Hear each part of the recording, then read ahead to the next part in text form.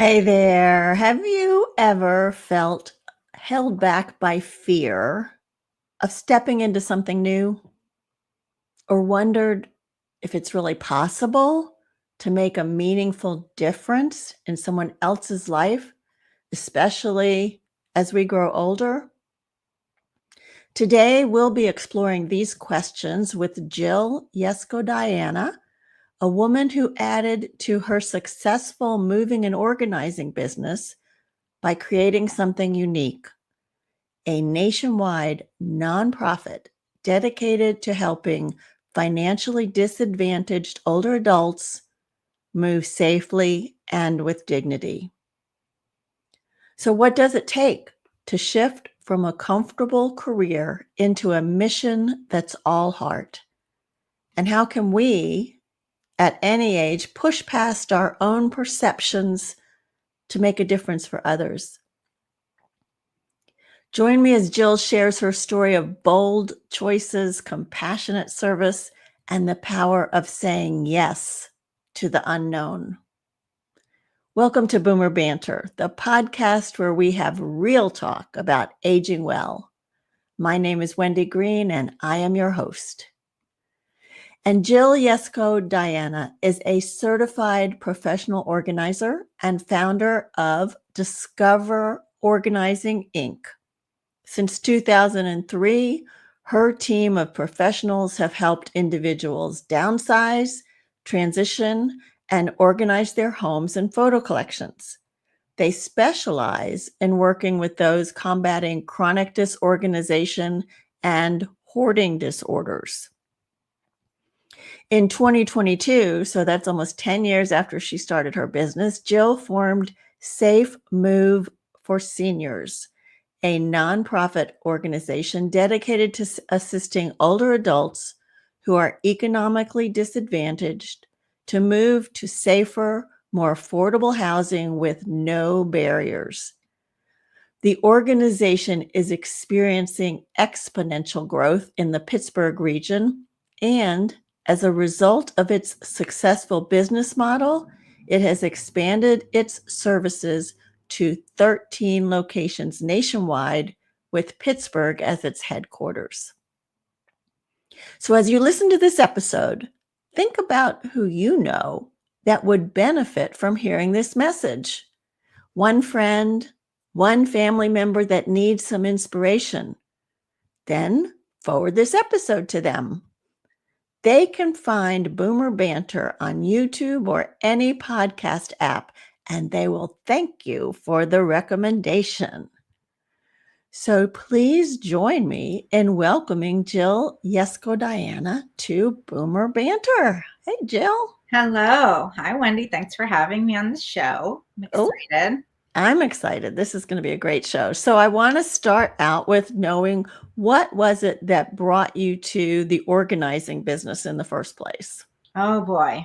I just talked to a colleague of mine today about that. We were talking about our humble beginnings, and what motivated me was similar to what motivated her. And it is the fact that I knew I had this human resources background, this very highly administrative, clerical, organized background. And I also had a social work background. But I also had two kids that had a mom who was the last mom at the daycare almost consistently. Imagine one spotlight sitting over a cafeteria table with two kids with grumpy faces and backpacks on, looking at me like, we're definitely getting McDonald's for this, right? Because you're late again. And I wasn't late, right? I was just Right. last mom before the light went out. But I realized I wanted to take a career. I wanted to mold something and shape myself into a better parent, a more present parent, but also an entrepreneur that I knew was always buried in there because I always had jobs. But I dug out that entrepreneurial spirit that's very blatant in my family. And I decided to start, this company because I could be home every day by 3 o'clock. And Mm-hmm. I worked with other parents like myself, not just moms, dads and moms, people that worked from home back then, that was still a thing. And I knew that I had something to offer. And I've always been able to kind of take chaos and make it into structure. So I knew that I could help other people feel that sense of success and control in their own homes and their home offices, as well as small business owners out at their commercial locations and stuff later on because of that HR background. So yeah, that's kind of how it all began, and I was very pleased with the outcomes of that being more present for my children. So I get that.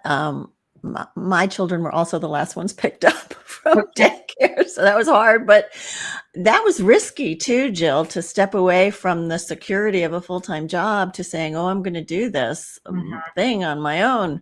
Where did that courage come from? Well, looking back, I mean, I've always been a risk taker just in life. I think I've always been a little kind of gregarious as a person anyway. I'm just, let's see what's around the corner. Let's go. But that was a financial, big risk, right? Because I was getting a salary, benefits, and here I was going to start out as this solopreneur, and I was picking up clients left and right. I sat down with my boss, because I was working nights and weekends. I never interfered with my job. And I sat down and I said, can I have a flex schedule? Because I would like to be at home with my kids, by 3:00 on Thursday, Friday, but I can do this, and I can be it was a hospital, so I could be at shift change. I could, work things around.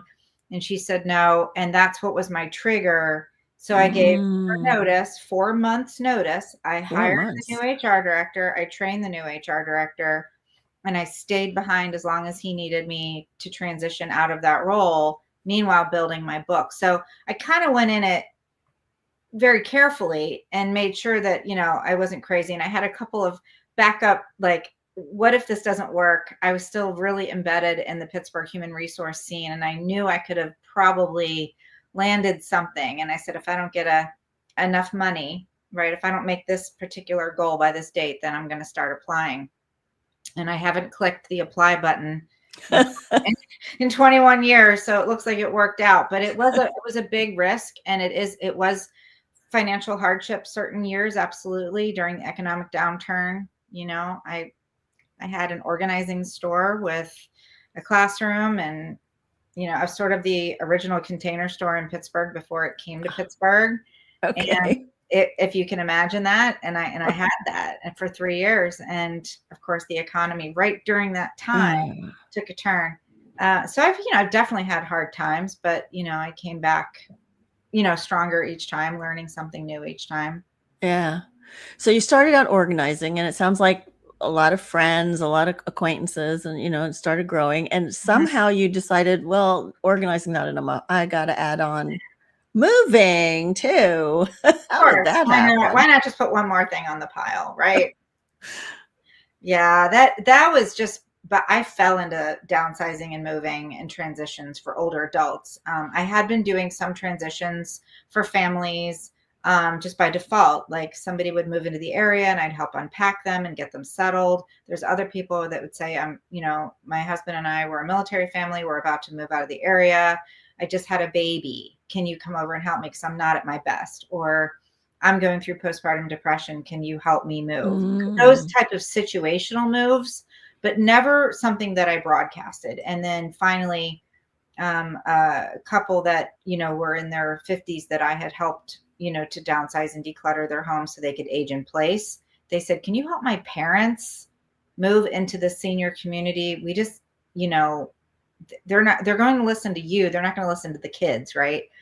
And so, I've sort of become everyone's daughter over the past, so many years, I've just kind of step in as a neutral daughter, neutral family member that can help guide a process from beginning to end without any type of drama, because we're not attached to the family. Sometimes I get emotionally attached, but they don't know it, Yeah.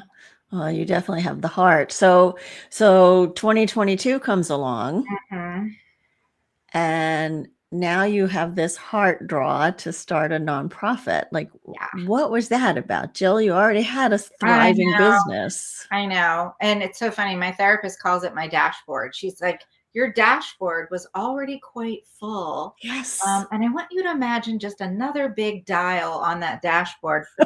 And I said, I know, but I'm being compelled. And it's probably the strongest feeling I've had in my whole life to do anything. And I had to listen to that. And it really came out of multiple phone calls to Discover Organizing, where I'd get a phone call. We'd say, thanks for calling Discover Organizing. This is Jill. Can I help you? And they'd say, hi, I need to move. I'm like, okay, I'd get my pen, or I'd get my laptop to start putting things in the CRM. And they said, where are you moving to? And well, I have my Section 8 voucher and I'm going to start moving in on November 1st. But after the inspection has been, and I was like, excuse me, what? Because we were used to getting people saying, I'm moving into this 5-star luxury, minimum starting $5,000 a month with amenities type of community, or a patio home. I mean, the people that called us, we're a lifestyle service. That's just the way professional organizers are usually defined. And I said, oh, okay. And I didn't want to say, well, we're $90 an hour, or back then it was, maybe 85. I don't know. But I didn't want to tell them my hourly rates, because then that would mean I'd lose them. And I wanted to help them somehow. So I'd say, tell me more, tell me more. And the more I listened, the more I started reaching out to community-based organizations and county offices like the Area Agency on Aging, and starting relationships with the senior line and all of the DHS helpers out there, Department of Health and Human Services helpers out there, to say, what do we have? And they're like, we don't have anything. And I'm like, come on, there has to be like an emergency fund. There has to be something. And so these phone calls had been coming in probably since, I would say COVID times. The calls were still coming in a little bit before that, but in drips. And then I started getting more and more calls. And then so by 2022, I was just inundated. And because the need, our aging population, everybody keeps talking about the silver tsunami coming. Well, it was overhead. We were all being washed over in here in Allegheny County, where we have the highest senior population in the country, next to Florida, like to Dade County. And so, we're seeing these trends and we're seeing these problems, and the county agency kept referring them to me. And I was like, Oh, so that's how they kept finding you. they kept pushing them to me, because I kept doing these pro bono moves, or these very low. I'd say, well, how much can you pay? They're like, well, I have $100. I'm like, perfect. And I would just take it, because they needed the dignity to pay me, but because there wasn't anything structurally in place. So if I didn't do it free, I did it for something. And now I have the right mechanism and the framework to receive funds from donors and from grant, people and foundations. I'm very lucky to have excellent grant writers helping me. So, but why not keep doing it pro bono? What compelled oh, you to set up a yeah. business? Well, my CPA at the time, he's passed away now. But he at the time said to me in early 2022, you're losing your tax basis. Like, you have no profits anymore. Discover Organizing is running on fumes. You have pushed out all your staff onto these jobs because they know what they're doing. They know how to handle people, to downsize, pack, move, handle the truck, unpack, get organized, get rid of the debris. Like, it's all these, steps. And, I was paying them, but we weren't getting paid by anyone. And I was like, oh yeah, that's how business works. Is that right? Yeah. So yeah. So he said, please form a nonprofit. You're killing me. And he was very upset about it, and he kept sending me these emails in bold print, like, please, please form something. I can't be your CPA if you do it. I'm not a nonprofit CPA, but here's some names, start looking. And so I did, as I just thought, okay, I'll just put it out there. I was in the process of getting married to my wonderful husband. And before I left for the honeymoon, I sent out this application. It was like, I won't forget this. Like, it was like May 5th. We got married that month and we went away. I came back from the honeymoon. The IRS had not only sent me this beautiful letter, but it meant I was accepted and I had to get to work. And I thought I had 9 months to a year, because that's what Frank, my CPA, said at the time. He said, don't worry. You're going to put that paperwork in. You have like a year. They're so backed up. Don't worry about it. Just go on with your life, get married, have a honeymoon, rebuild, discover, organizing, get the money back in the coffers. I'm like, okay, well then, I literally got the letter in the mail stack when we came home from Italy. And I said, oh, what is this? And I can't read it. It's a rejection. And he goes, no, that's just for college. Like that's what we're used to for college. Because I'm thinking it's going to be this like packet, right. like, congratulations. And I was thinking it was going to be, he goes, no, it's just, and he goes, do you want me to actually read this right now? I said, yeah. And he goes, you're in to the IRS college. And I was like, yay. But I didn't realize how much work that was going to be, because I had no money set aside, no nothing. I mean, I started Googling articles. How do I start a nonprofit? I was going to ask you, like, how did you know? Did you never had a nonprofit? You never worked in a nonprofit? No. And I think that's still obvious to this day, that I don't know what I'm doing. And I go to like seminars through Robert Morris University. I go through the Candid, which is the like sort of where all of the nonprofit foundations, it's like a sort of a collection of foundations, but it's also the vetting website for all nonprofits. So if you want to, as a foundation, want to give Safe Moves for Seniors money, you would have to check me out on Candid and look at my, it used to be known as GuideStar, but Candid bought GuideStar and it bought all of that information. So if you want to be a bona fide nonprofit, you have to register to Candid, and then you're checked out through there. And Candid offers free learning opportunities. And then you find out about all this cool stuff, like, oh, there's this thing called TechSoup. And you're like, what's that? Well, TechSoup is this wonderful nonprofit technical support app or website. And they gave me QuickBooks for free for $65 for the buy-in, but then the rest of the year is free. Nice. And I'm like, whoa, because I know what I pay on the for-profit side for QuickBooks. Right. A lot of money. So I find out about these things, and then I started networking with other nonprofits, just pretending like I know what they're all talking about with, well, yeah, I mean, if you do this audit and you do this budget, I'm like, and I just started absorbing things because I didn't know what I didn't know, and I just took notes, and then I would have coffee with people that I wanted to learn more from, and they were very gracious and spoke slowly and clearly. But yeah, so many people along the way have offered me a hand up and taught me things, especially in Pittsburgh. It's a very giving community of knowledge and resources. So what a transitional time in your life. My goodness, you've got this business going, which now your CPA is telling you it's going into the tank. You just get married. You come back and you're like, oh, guess what? You have another new business now. Yeah. What kind of fears and self-doubts did you have to overcome at that point? Well, I had already made the decision that I was going to help these people. Okay. I didn't know what that looked like. It didn't have form to it. It didn't have shape. But I did know that I wasn't going to let them down. I had already made the commitment to them. I had already, by hitting submit on the IRS website, I knew that I was going, the minute I applied for the EIN and then sent that in the application and I hit submit, that's when I knew I was going to do it. And the funny thing is, I was with a girlfriend of mine who came in from Philly to have lunch with me. My friend Missy, she's a social worker from back in the day. And we were having lunch, and I had just experienced a concussion, which was super fun as I was planning my wedding.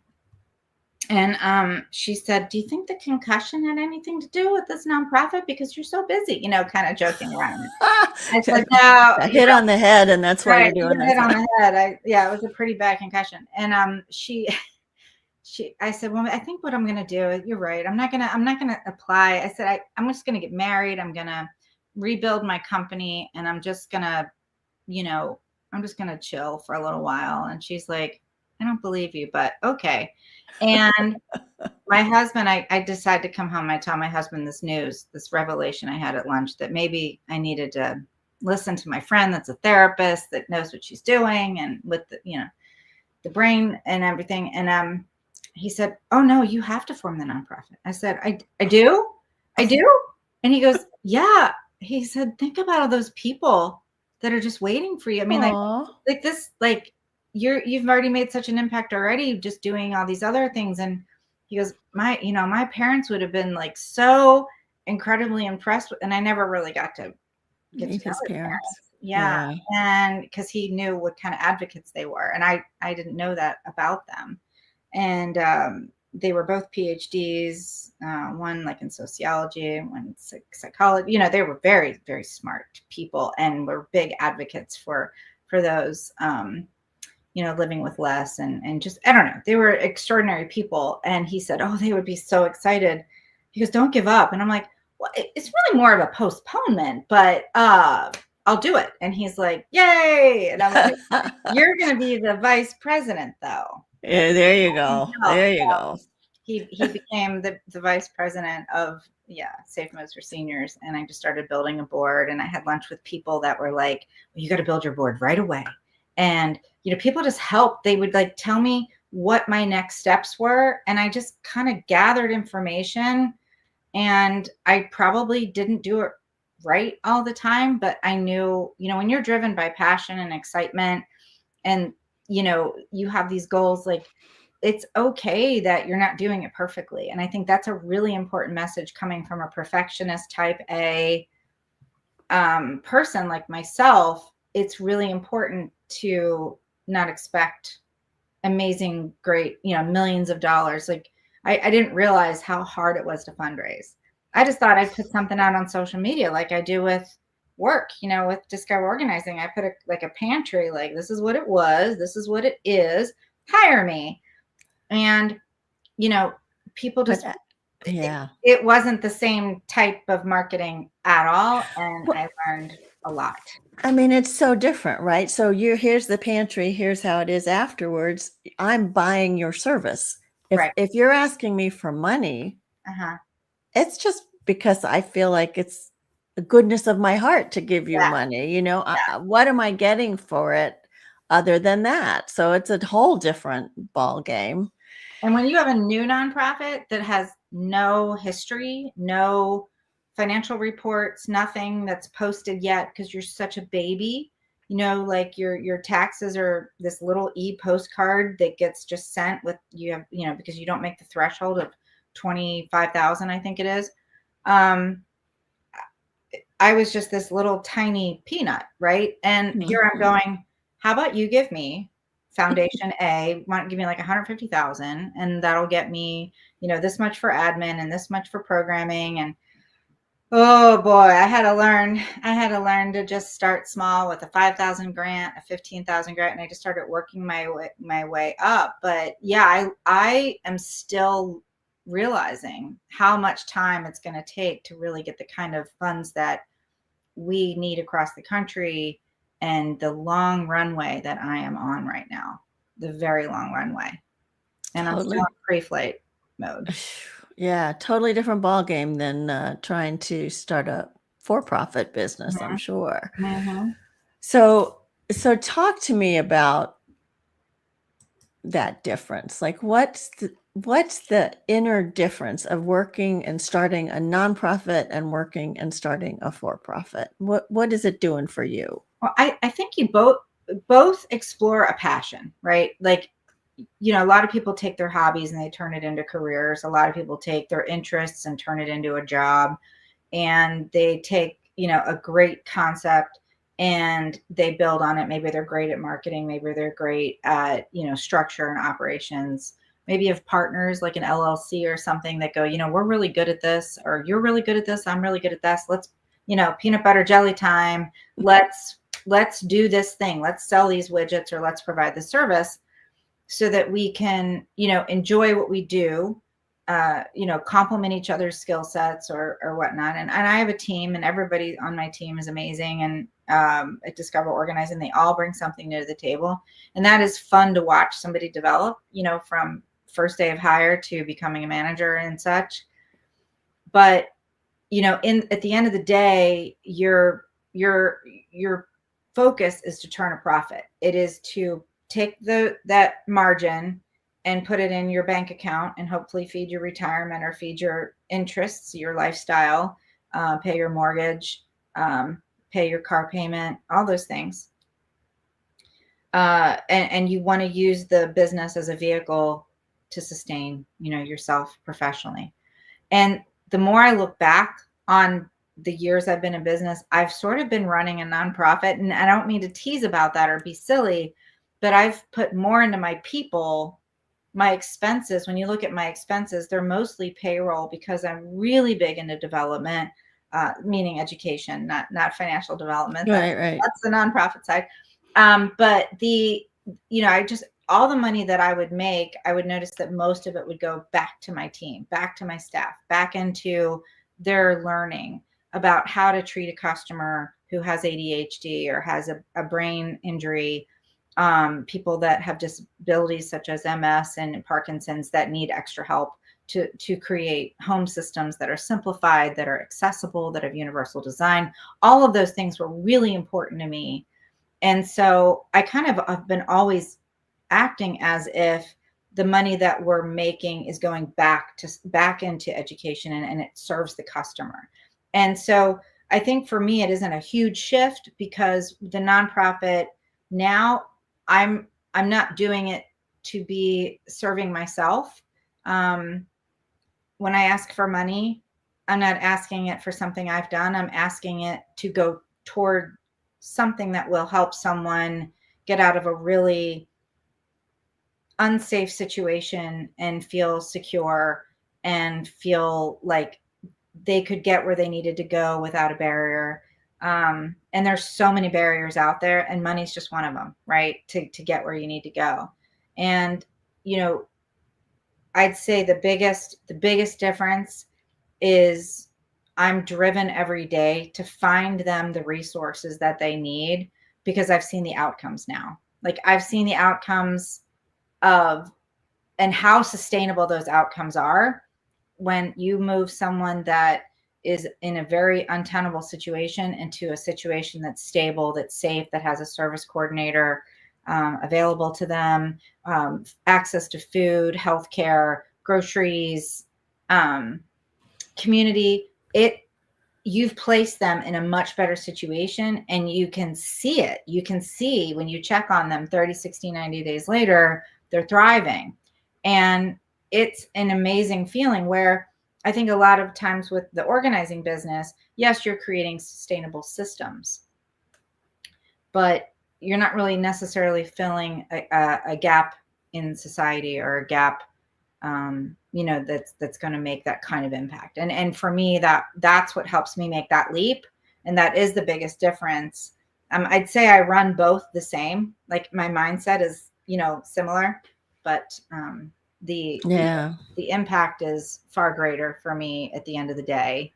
I can see that. Yeah. Because you're helping and you're making their lives better. So tell me about, you say from an untenable situation to a much more sustainable situation. Can you give me an example of where you're moving them from and where you're moving them to? Yeah. Sometimes they're living in a house that they've been renting. Maybe it's a fixed rent situation that they've been under a voucher with Section 8, or just, a house that's kind of sitting in a neighborhood that is no longer safe for them, that was safe 25 years ago when they moved in. The landlord hasn't maintained the home, so we have leaks, we have heat that doesn't work, multiple requests to that, landlord, or the landlord wants to tear down the properties. So they've kind of gone from this really isolated situation, and now they want to move in with their friends into the new senior high rise, right? That's being built, or the new, community that Pittsburgh is really building a lot right now for older adults, which is a beautiful thing. And they want to be more socially acclimated. They have to go so far to get anything, like in terms of like that, I forget what it's called, something like a food desert. Like they can't get to a grocery store without taking 3 buses or getting a ride from a cousin that may or may not show up. And so, getting them closer to accessing the things that they need to thrive is really good.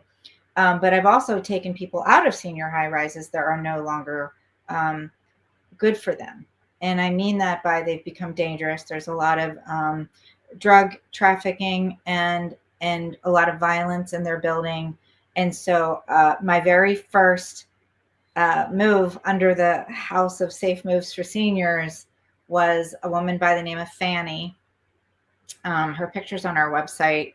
She called me and said, "You got to get me out of here. My Meals on Wheels guy told me about you." And I'm like, I didn't even advertise with me. I was like, how did you? But word spreads fast. I think I'd had like a phone call with somebody from an agency about something. And then all of a sudden I'm on a bulletin board in this building. And I went to see her. She said she was all packed and ready to go. And that was far from the truth. There was about 25 man hours that I put in before she could actually move. But when I was decluttering her and packing her, she told me stories about her best friend, who was, now Fanny's in her 80s, and her friend was 5 to 6 years older than she. And she was attacked for lunch money, laundry money. She had $3.50 in her purse. She was heading down to the dryer to change her clothes out. And she was beaten within an inch of her life and was in the hospital for 6 weeks. And that's when Fanny called me right after that attack. And she said, "You have to get me out of here. I know I'm next. People are sneaking into my apartment." And she wasn't wrong. I definitely saw signs of break-in. Wow. And so I felt like I had to hurry. And I had no money to move her. I just figured that out. And we got her out of there and got her moved in with her daughter, where she was safer. She had her own bedroom. She had all the amenities of home. Her daughter made big space for her. That was my wake up call to, there are people living in really unsafe situations. We moved a whole group of people out of a building that had fire. It's called the Roosevelt Building here in downtown Pittsburgh. And, word spread really quickly about, I got one person out and people said, "Hey, I heard you got so-and-so out. Can you get me out too? I got to get out of here." And it's like, sure. Give me a minute. Hold, Yeah. So it feels good.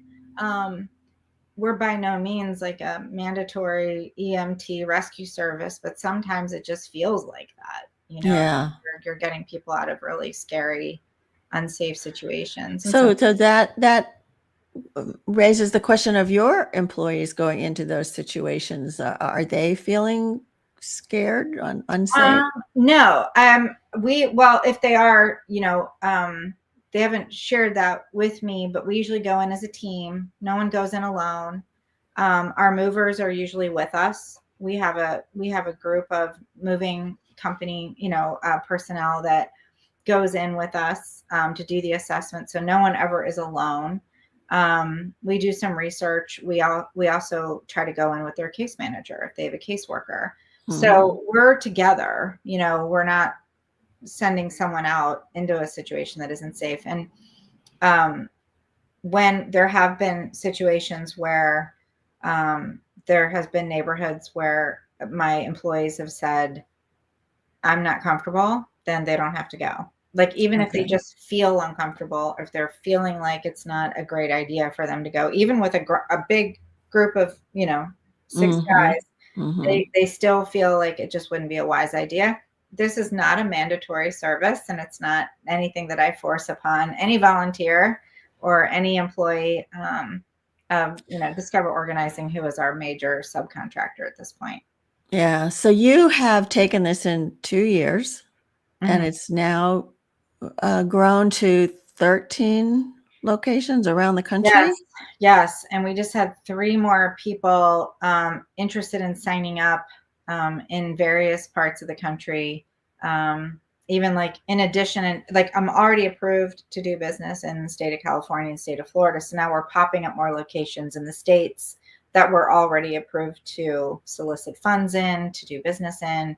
So that's kind of exciting, is to grow statewide in some states already. So we're going to probably add, I'm going to say 10 more locations by this time next year that would Oh be my up and gosh. running. And we'll have vendors. Like, I'm having a lot of meeting with potential vendors that just want to be a vendor. They don't want to be a chapter leader. And that way we can actually get more visibility in those areas. And then of course, the headquarters, which is me, would be serving as the chapter leader and take in the referrals and screen the referrals, along with case management, anyone that's referring them. So obviously there's a big need and a need for volunteers. So Oh, talk to me, yeah. Jill, about what an ideal volunteer would be for something like this, because a lot of people when they retire are looking for ways to give back. So what Yeah. would be an ideal volunteer? An ideal volunteer would be somebody that could help me administratively in any capacity. Um, I only have one steady volunteer right now that helps me administratively. And I have the greatest need for people to be on the phone, to be able to reach out to, to screen new referrals that come in, or to check on people. That is one area that I really feel like we fell short in. Is I call them like my checkup callers, like a week after the move. How are you doing, Wendy? How did your move go? Are you feeling okay? Are you feeling like, you need anything right now? How's your health? Did you follow up with Meals on Wheels? Did they get your new address? Good, good, good. Those types of things that we might have talked about during the moving process. We just don't have the manpower to do those follow-up phone calls. The second area is administratively for, gosh, anybody that wants to do,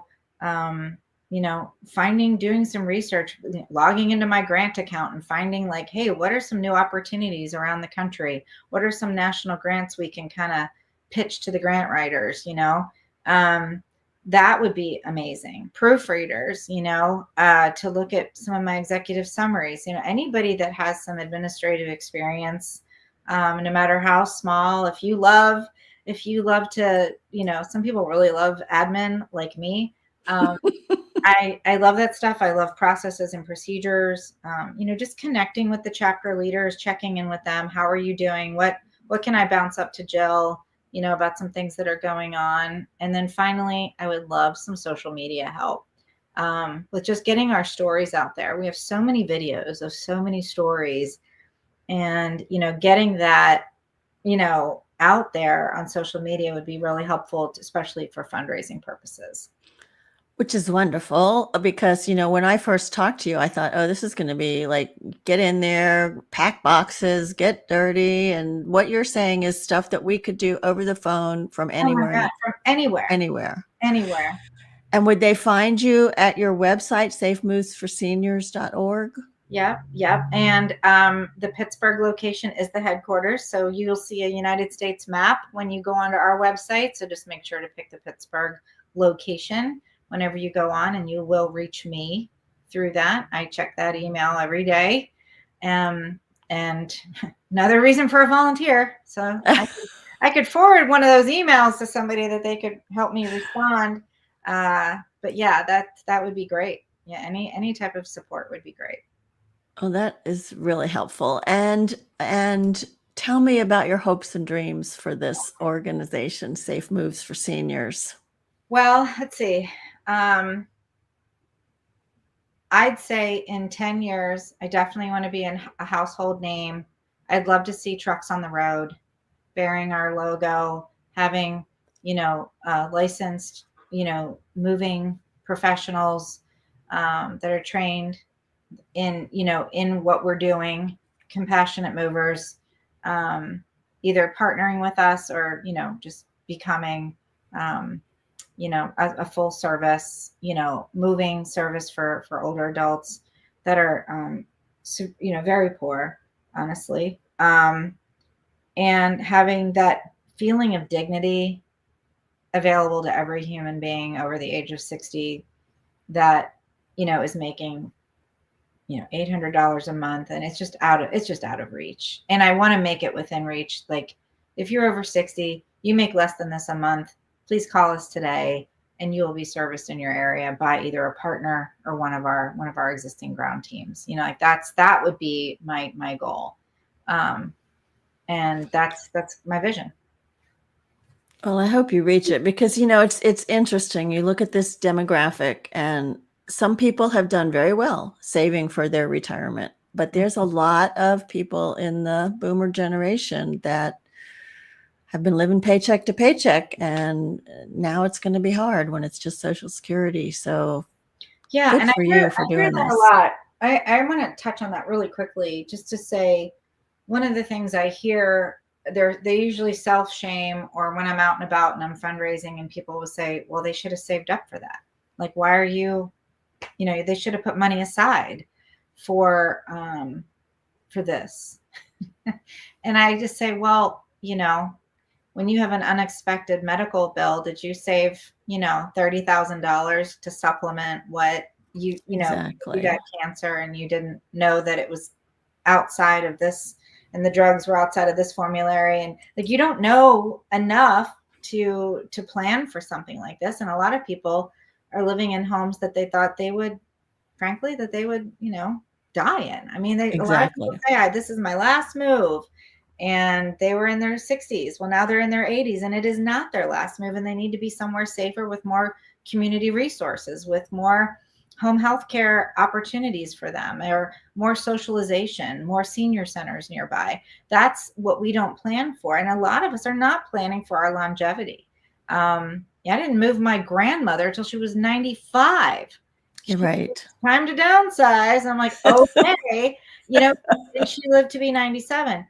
And, she's an example of how many phone calls I get from the kids that are in their 70s that say, I need your help moving my mom. She makes this and I make this. I can't afford the truck to help her. A lot of people say, call your daughter, call your son, they don't have it either. Right. They didn't think they were going to live this long.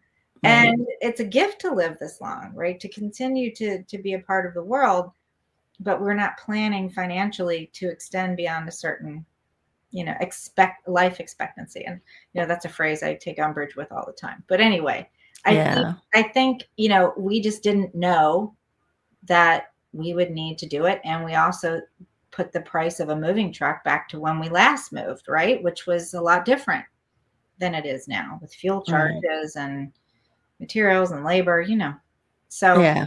I don't blame anyone that didn't save for a moving truck. And well, there's so many life circumstances that can get in the way. And, I mean, if you don't have a high paying job, chances are you haven't had the opportunity to save. And then one thing comes up, like you said, an illness or a major service breaks, like your air conditioning, your heating service, your car breaks down. Suddenly you're like really in a bind. So Jill's for-profit business is Discover Organizing. You can find them at discoverorganizing.com. They mostly serve the Pittsburgh area and surrounding areas of Pittsburgh, but safemovesforseniors.org is the nonprofit that is spreading like wildfire around the country. So we're excited to see where that goes. Jill, in 10 years, I'm looking for those trucks too. That'd be great. So remember at the beginning of the show when I asked you all to think about sharing this episode with a friend, this has been a powerful episode. So be sure, share it with a friend, share it now. They can look for Boomer Banter on YouTube. They can look for it on any podcast app, and they will thank you. And I will thank you for sharing it. And if you like what we talk about on Boomer Banter, real talk about aging well, I want to tell you about another podcast that I think you would enjoy. It's called Reinvention Rebels with Wendy Battles. And Wendy was on our show a couple of years ago. She tells stories and has people on who have reinvented themselves 3 or 4 times. And their stories are also the say yes to what's possible kind of stories. So they're very exciting to listen to. So check out Reinvention Rebels when you get a chance. And I will share links to all of these different sites in the show notes. And next week, I'm excited for my guest. Her name is Nita Sweeney. And Nita wrote a book titled Depression Hates a Moving Target. Her book is a raw and honest description of her battle with depression and how she found a running practice that helped her get her life back. Now, running is not for everybody. Running is not for me, but it is about movement, and it is about mindfulness and mindset and overcoming those words and phrases that we say to ourselves that hold us back, and then finding the movement to help us keep moving forward. So tune in next week and meet Nita. Jill, thank you. This has been a fantastic story. I'm so motivated by you. I'm now sitting here thinking, okay, now how do I get this Boomer Banter to go to that level so we have trucks? Yeah. Or hats.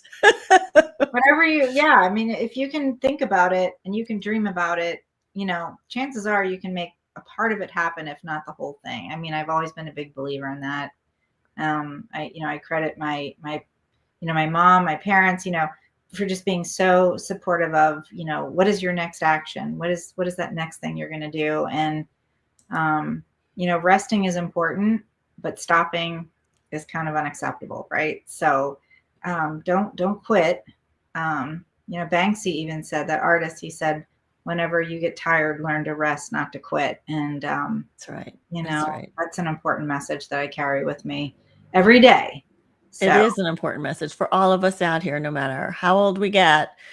There's some way that you can give back and make a difference. So Thank you, Jill. Thank you, Wendy, for having me. Okay. See you soon.